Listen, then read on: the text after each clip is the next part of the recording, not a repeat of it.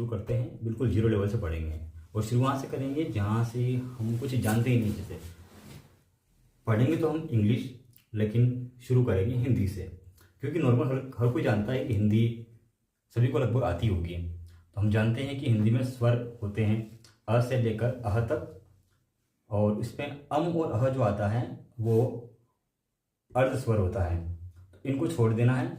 और बाकी क से लेकर ज्ञ तक अगर आप देखते हैं तो ये अल्फ़ाबेट 36 बनते हैं। अगर इनको हम लिखें, इन अक्षरों को देखें, व्यंजन को देखें, यानी क से लेकर ज्ञ तक व्यंजनों को देखें तो स्वर से मात्राएं बनती हैं। जब स्वर से मात्राएं बनती है तो इंग्लिश में वैसा ही होता है। उसमें भी हमें जो स्वर हैं वो ध्यान रखने, ए ई आई ओ और यू, इनको देखना है।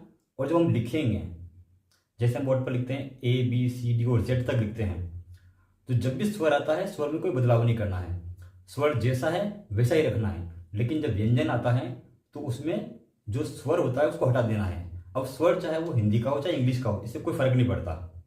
जैसे मैंने लिखा बी, लिखा मैंने, तो बी को कैसे पढ़ेंगे,